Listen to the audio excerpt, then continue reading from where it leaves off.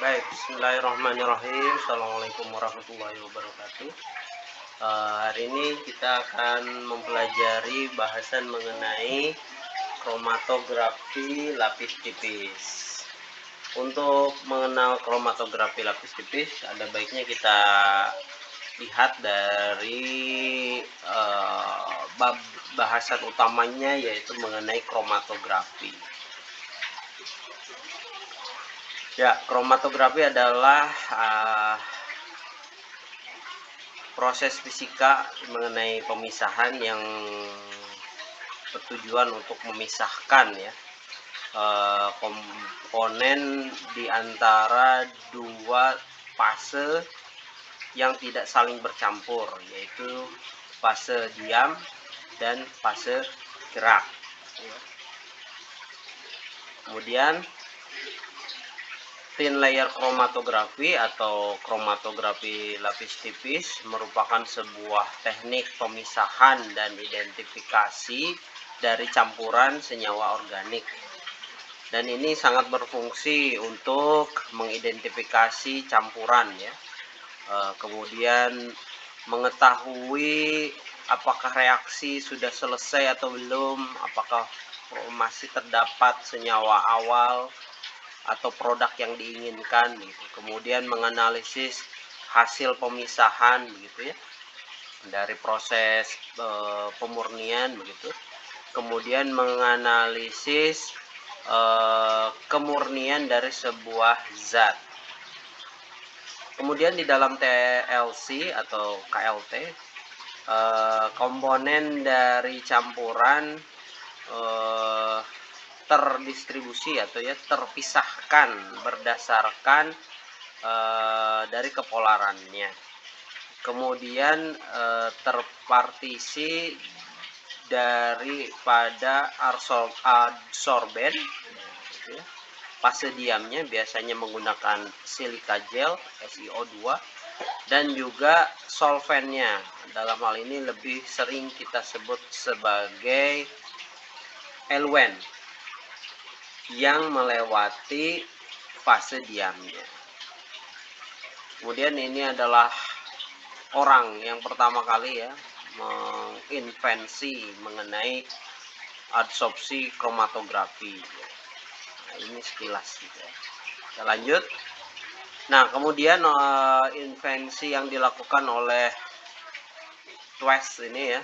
Jadi pertama kali dia melakukan percobaan mengenai klorofil gitu ya. Kemudian dia mencoba membuat sebuah tabung berisi kalsium CaCO3 gitu ya. Kemudian klorofil tersebut dicoba untuk dilewatkan pada fase diamnya di sini. Ini disebut fase diam ya. Fase diam. Kemudian ini adalah zat yang akan dipisahkan atau kita sebut sebagai sampel begitu. Kemudian di sini adalah pada percobaan pertama dia menggunakan ether sebagai fase gerak. Ethernya sebagai fase gerak. Jadi klorofilnya di atas, kemudian fase diamnya di sini. Kemudian klorofil tersebut coba dibawa begitu ya, atau didistribusikan dengan bantuan dari eluennya yaitu ether. Nah, ternyata gitu ya, ternyata setelah dilakukan percobaan seperti ini, ternyata fase diam dan fase geraknya itu mampu memisahkan klorofil menjadi beberapa zat yang memiliki warna yang berbeda. Maka karena warnanya ini berbeda gitu, maka dia menyebut atau mencetuskan gitu ya, bahwa nama metode ini adalah metode kromatografi. Karena krom berarti warna, kromato gitu ya. Lanjut. Kemudian membandingkan kromatografi dengan aliran daripada sebuah sungai.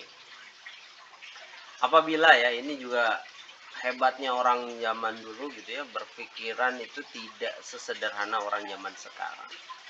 Dia mampu gitu ya, berpikir kritis terhadap sebuah kejadian yang biasa terjadi. Nah, dia mencoba membuat percobaan batu yang memiliki berat gitu ya, lebih berat, kemudian dengan daun yang lebih ringan, coba dimasukkan ke dalam sebuah air yang mengalir. Kita katakan ini adalah sungai gitu ya, sungai atau kali lah, sungai. Ketika dua benda itu dilemparkan secara bersamaan, ternyata kedua benda itu juga bergerak pada dasarnya, akan tetapi memiliki kecepatan yang berbeda. Daun yang memiliki berat lebih ringan akan lebih mudah terbawa oleh air, sedangkan batu yang lebih berat, maka dia akan banyak tertahan dari dasar sungai. Dasar sungai akan memiliki gaya untuk menahan dari batu tersebut. Tetapi seiring berjalannya waktu, batu itu tetap terbawa oleh aliran sungai. Jadi tetap bergerak walaupun ada gaya yang diberikan oleh dasar batu, dasar sungai untuk menahan dari batu tersebut. Nah, pemikiran ini menjadi dasar dari sebuah kromatografi lapis tipis. Dasar sungai itu diibaratkan sebagai fase diamnya, fase diam. Sedangkan aliran sungai adalah fase geraknya. Dan batu dan daun adalah sampel yang coba dipisahkan. Jadi yang tadinya batu dan daun bersama-sama gitu ya, dimasukkan ke dalam sungai, di dalam sungai menjadi terpisah. Nah, ini adalah proses pemisahan, begitu. Kemudian ada beberapa istilah ya. Kromatografi adalah teknik analisisnya, kemudian kromatograf itu adalah instrumennya, kromatogram itu adalah gambar hasil gitu ya, hasil analisisnya, sedangkan kromatografer itu adalah orang yang menganalisis. Kemudian ada 3 bagian gitu ya, utama dari fase diam dan fase gerak gitu ya. Ada fase diam itu ada yang berupa gas, ada yang berupa cairan gitu ya, ada yang berupa padatan. Sedangkan fase gerak juga ada yang berupa gas, larutan atau cairan, ada juga berupa padatan. Nah, apabila melibatkan gas, maka ini disebut sebagai gas kromatografi. Sedangkan apabila cairan, maka dia disebut liquid kromatografi atau kromatografi yang melibatkan larutan gitu ya. Nah, liquid kromatografi di mana mobile phase itu adalah fase gerak yang berupa larutan gitu ya, yang biasa kita sebut sebagai eluen. Kemudian fase diamnya biasanya merupakan sebuah padatan atau cairan. Pada umumnya ini bisa digunakan untuk menganalisis beberapa sampel gitu ya, beberapa senyawa yang bisa stabil ketika terlarut dalam fase diamnya. Artinya apa? Artinya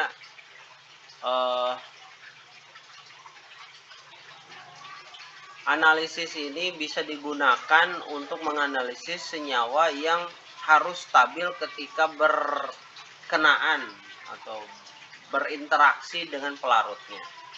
Karena apabila terjadi reaksi antara fase diam ataupun fase gerak dengan senyawa yang akan kita analisis, maka akan terjadi perubahan sifat fisika. Nah, ini sangat dihindari pada metode analisis kromatografi. Nah, kemudian interaksi antara zat, kemudian fase diam dan fase gerak. Perbedaan antara kelarutan fase diam dan fase gerak ini harus sesuai gitu ya. Jadi antara fase diam dan fase gerak serta senyawa yang akan dipisahkan itu harus memiliki perbandingan yang cukup baik dari segi kepolarannya. Jadi jangan sampai si zat yang akan dipisahkan itu terlalu suka dengan fase diam atau terlalu suka dengan fase gerak. Karena apabila terlalu suka dengan fase diam, maka dia tidak akan terelusi atau tidak terbawa gitu ya, seperti tadi batu itu tadi ya. Apabila misal terlalu berat, si batu itu terlalu berat, maka dia akan cenderung diam di dasar sungai dan tidak bergerak. Banyak tertahan oleh si dasar sungai. Sedangkan apabila si daun itu terlalu ringan, maka dia tidak sampai ke bagian tengah daripada si sungai. Dia akan terus terbawa oleh si fase geraknya, yaitu air. Nah, yang baik itu adalah yang sampel itu atau zat yang dielusikan itu memiliki sifat yang berada di tengah antara fase diam dengan fase geraknya, sehingga dia mudah berinteraksi dengan fase diam, juga bisa berinteraksi dengan fase gerak. Derajat absorpsi, solubility, dan ionisasi gitu. Ini macam-macam kromatografi, saya kira ini tidak perlu. Oke, ada ya begini ya. Ada kromatografi kolom gitu ya. Ini biasanya berupa tabung yang diisi oleh silika begitu ya. Ini tabung kromatografi kolom gitu. Kemudian ada yang berupa lapisan tipis berupa seperti kertas gitu ya,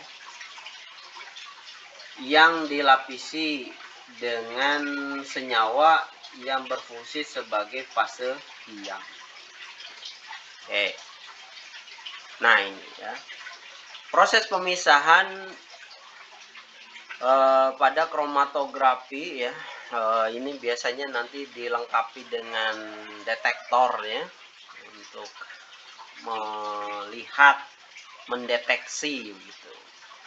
Nah, misal pada saat awal ini, pada saat T0 sama dengan 0, saat awal mula gitu ya, senyawa masih bercampur, ini warna biru, warna merah gitu ya. Kemudian beberapa waktu kemudian setelah dielusikan sudah terlihat mulai pemisahannya gitu ya, ada yang sudah mulai terpisah, ada yang masih bercampur. Kemudian berikutnya sudah terpisah. Nah, kalau yang seperti ini berarti biru ini lebih memiliki sifat yang lebih suka terhadap fase diam. Sedangkan yang merah lebih suka terhadap fase gerak, sehingga terpisah. Nah, kemudian karena fase yang merah itu lebih suka dengan fase gerak, maka dia akan terbawa lebih cepat oleh fase geraknya. Kemudian setelah keluar dari kolomnya begitu, kemudian dideteksi dengan detektor gitu, kemudian muncul sebuah puncak. Dan seiring waktu berlalu, kemudian yang biru pun masuk ke detektor, kemudian keluar puncak. Nah, nanti yang ini kita sebut sebagai kromatogram. Nah, begitu. Dan ya ini ya kromatogram, kita bisa melihat waktu retensi, T0 ada non retention time-nya, kemudian ada puncaknya, kemudian ada tinggi puncak gitu ya. Saya kira ini akan dipelajari lebih dalam ketika nanti belajar mengenai kromatografi menggunakan instrumen.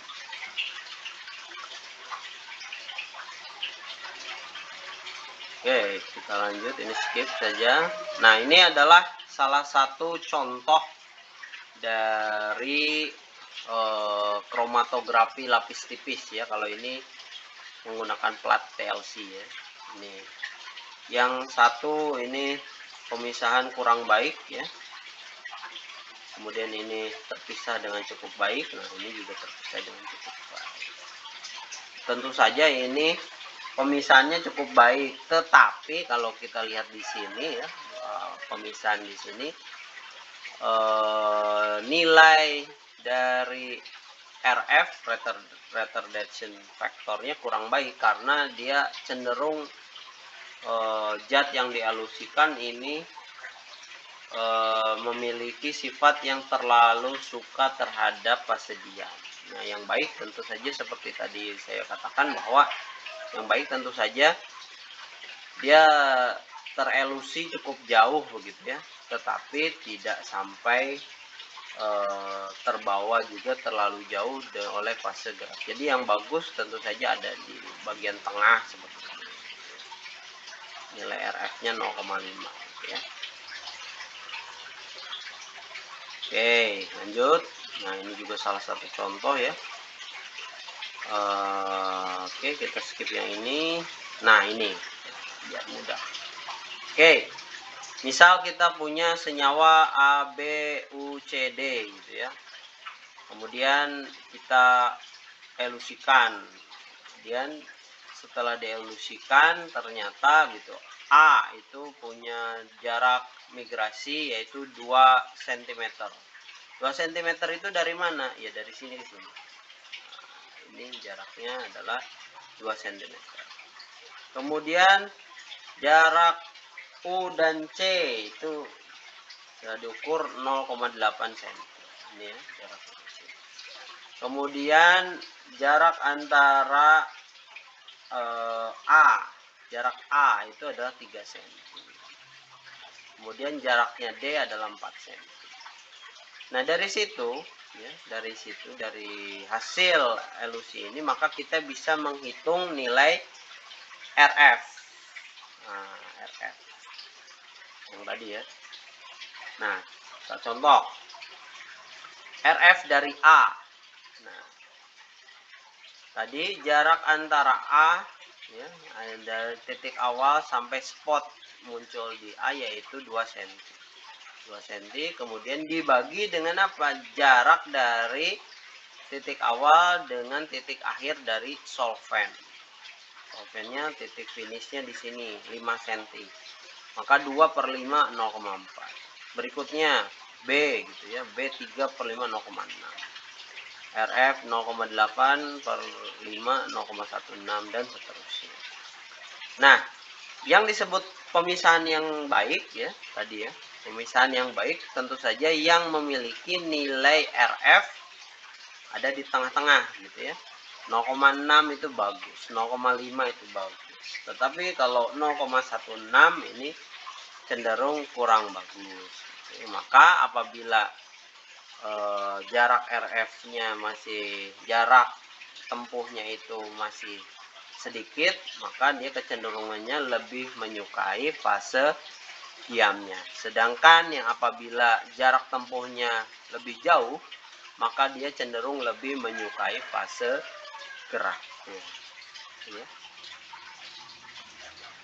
Kemudian nilai RF fungsinya dapat digunakan untuk mengidentifikasi dari senyawa tersebut bila dibandingkan, ya, comparison, dibandingkan dengan standarnya.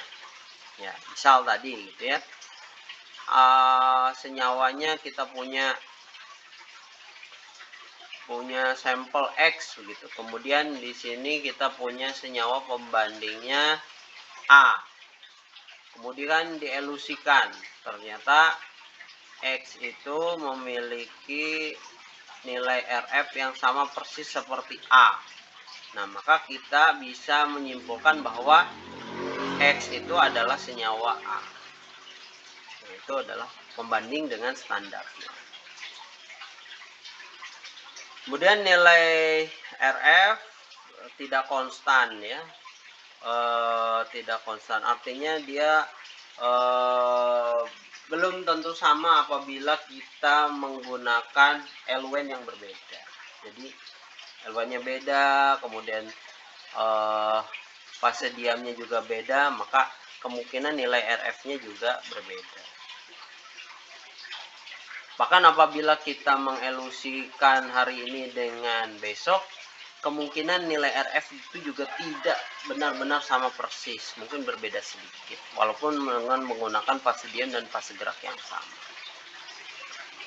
Tapi bedanya kalau seperti itu tidak akan terlalu jauh. Kemudian berikutnya dua senyawa yang memiliki RF yang sama bisa mungkin itu adalah senyawa yang identik. Kemudian apabila RF-nya berbeda, tentu saja senyawanya tidak identik, seperti yang tadi saya contohkan. Kemudian nilai absorpsi, ya. Oke. Absorpsi dari sebuah senyawa meningkat dengan meningkatnya polaritas dari gugus fungsi. Ya, seperti ini, ya. Biasanya gugus fungsi yang semakin nonpolar itu absorpsinya semakin rendah. Sedangkan apabila dia senyawa yang cenderung polar, itu maka absorpsinya lebih tinggi gitu ya, lebih bagus. Bukan lebih bagus ya, lebih kuat absorpsinya. Kemudian kekuatan dari fase gerak. Nah, ini ya, fase gerak itu biasanya digeneralisir dengan polaritasnya, ya. Maka tadi ya, seperti yang saya jelaskan di awal tadi,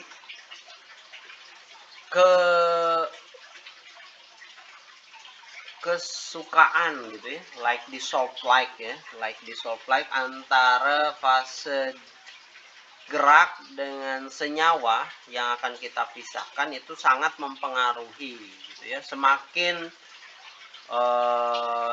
mirip ya kepolaran antara fase gerak dengan senyawa yang akan kita elusikan, maka kecenderungannya senyawa yang akan kita elusikan akan lebih menyukai fase geraknya. Seperti itu.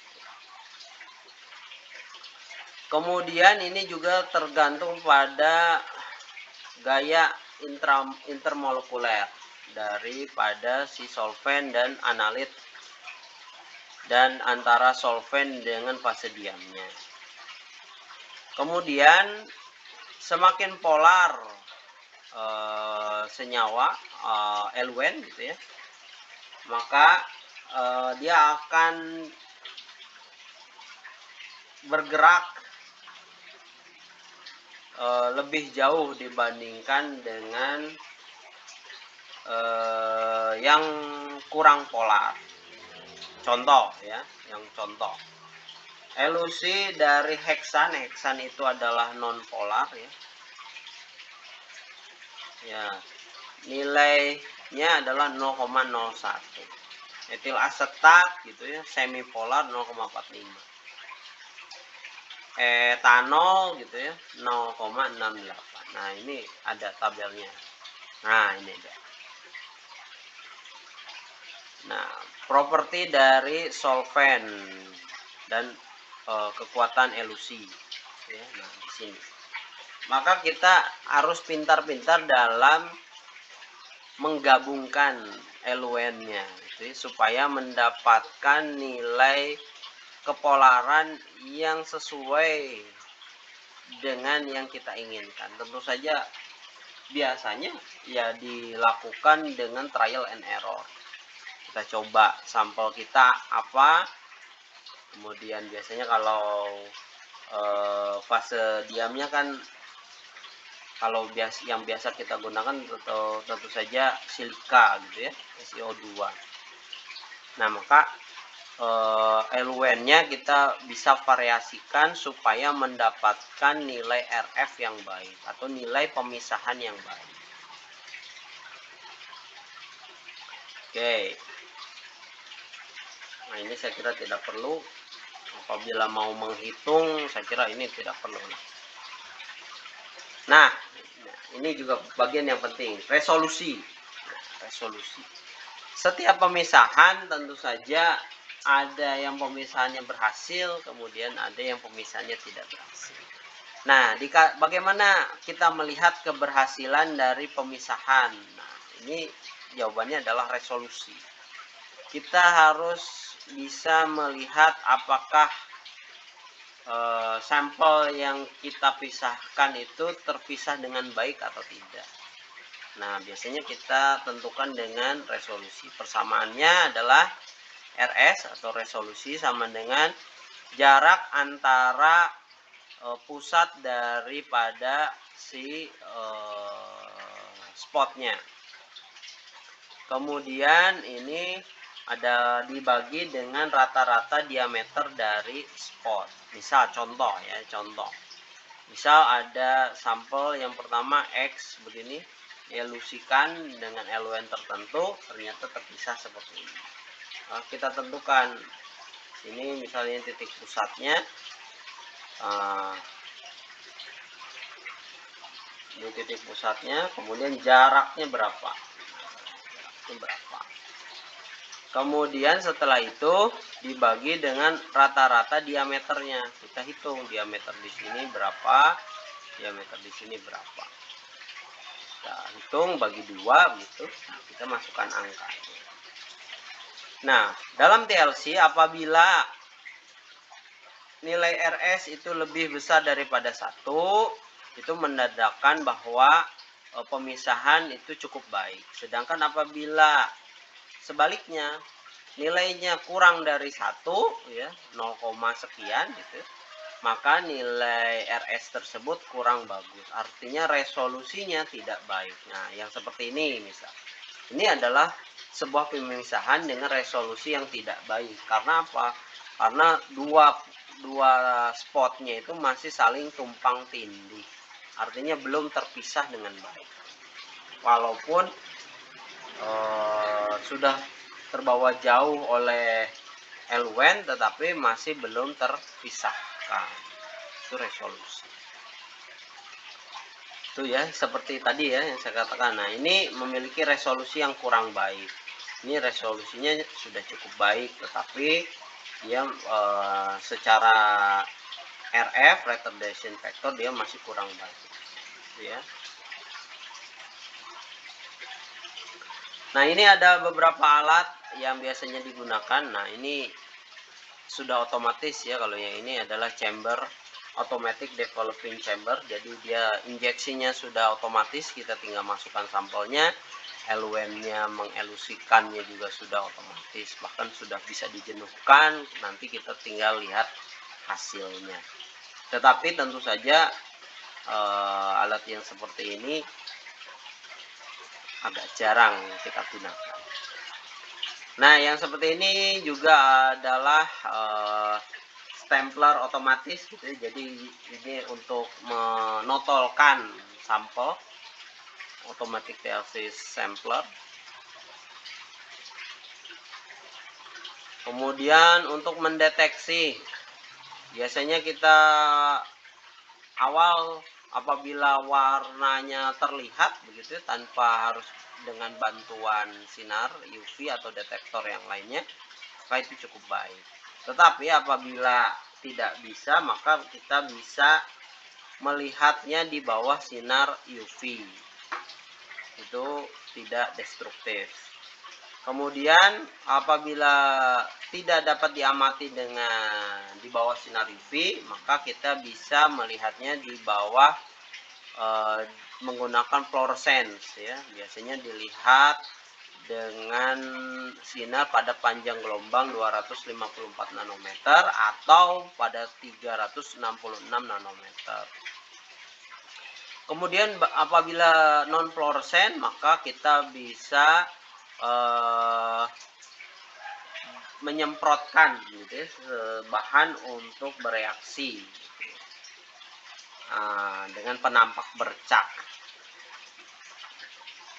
Penampak bercak biasanya contoh ada uap iodium, bisa menggunakan asam sulfat pekat atau bisa menggunakan ninhidrin. Atau si lempeng juga diberi zat untuk fluorescence. Kemudian penampak bercak juga dibedakan menjadi dua, yaitu ada yang permanen, yaitu menggunakan asam sulfat pekat dan ninhidrin itu bersifat permanen, sementara menggunakan uap iodium itu bersifat sementara. Kemudian penampak bercak kimia berdasarkan spesifitasnya itu ada yang spesifik seperti ninhidrin. Ninhidrin untuk zat yang memiliki atom N seperti protein, alkaloid, ya banyak ya. Kemudian yang bersifat umum biasanya berupa uap iodium, kemudian asam sulfat pekat itu hampir bisa digunakan untuk hampir semua zat. Nah, ini adalah untuk melihat tadi ya dengan lampu UV. Entah itu yang fluorescent di panjang gelombang pendek ataupun mau di panjang gelombang panjang. Ini biasanya tinggal dimasukkan ke dalam alatnya, kemudian dinyalakan lampunya, nanti kelihatan. Kemudian ini untuk penyemprot tadi ya, penyemprot asam sulfat pekat, ninhidrin gitu ya. Ini bisa disemprotkan menggunakan alat ini, spray ya khusus.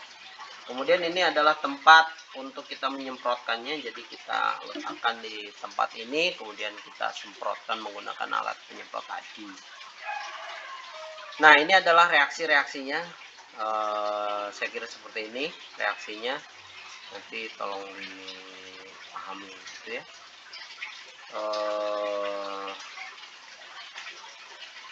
Nah, sini ya. Nah, untuk penyemprotan, bukan penyemprotan, diberi iodin gitu ya, maka ini digunakan biasanya desikator ya. Desikator tersebut kita nanti masukkan uap iodin ke dalamnya sehingga nanti si plat TLC terkena uap iodin tersebut sehingga menjadi berubah warna. Tuh. Kemudian nah ini ya. Ini bagian-bagian dari kromatografi lapis tipis ya. Ini ada plat TLC-nya, kemudian di sini biasanya adalah LWN-nya, kemudian sampelnya ditotolkan di bawah tentu saja, kemudian dielusikan gitu ya. Kemudian wadahnya ini biasanya kita ada berupa chamber gitu ya, chamber TLC, atau kalaupun tidak ada kita ya bisa pakai gelas, wadah gelas biasa itu juga tidak masalah. Saya kira itu bisa kita lakukan besok waktu kita praktek di lab, itu mudah.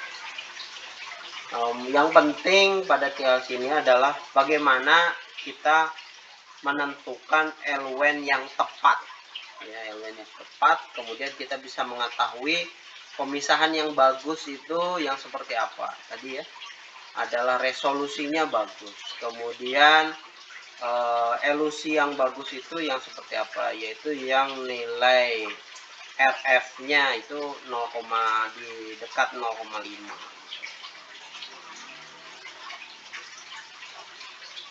Nah, ini ya. Jadi sebelum dielusikan tentu saja eluennya itu harus dijenuhkan terlebih dahulu. Biasanya untuk menjenuhkan eluen kita menggunakan kertas saring. Jadi setelah eluennya kita campur gitu ya, jadi satu campuran eluen, kemudian kita simpan di sebuah wadah gitu ya, katakan di gelas kimia gitu, gelas kimia, atau justru malah pakai chambernya, pakai chamber TLC.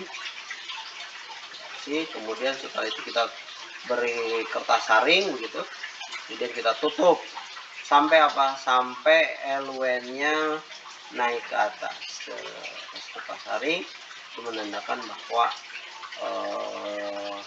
eluen sudah jenuh, sudah bisa naik sampai ke atas. Kemudian baru setelah itu eluen bisa digunakan untuk TLC.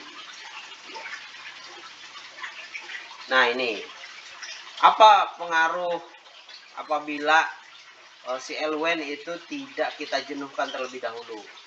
Nah, apabila kita sudah jenuhkan, maka biasanya si eluen itu akan terelusi sampai ke atas gitu ya, sampai ke batas yang kita tentukan pada plat TLC, sampai ke atas ini.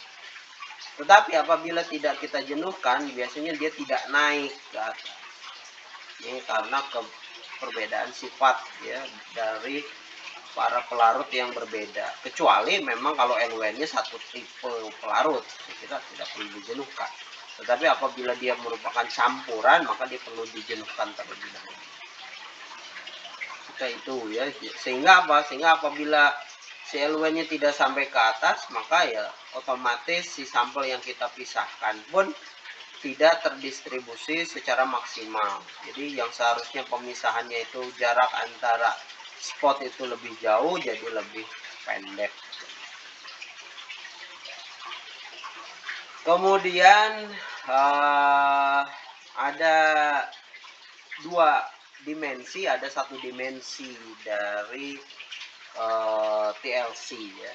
Misal contoh dimensi yang satu dimensi ya, misal kita hanya perhatikan yang atas saja. Misal awal senyawa kita totalkan di sini, kemudian kita elusikan. Kita terpisah menjadi 1, 2, 3 gitu ya, 3 spot.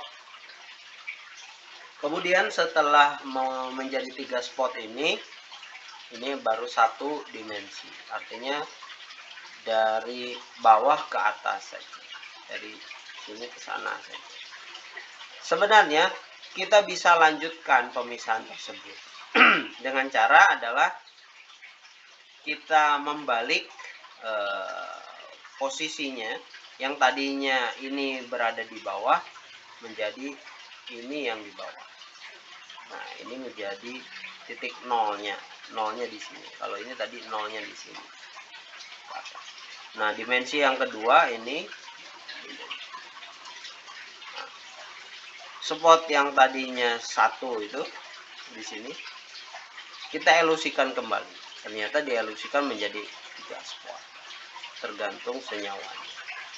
Nah, jadi kita bisa variasikan gitu ya, kita bisa kembangkan metode pemisahan ini dengan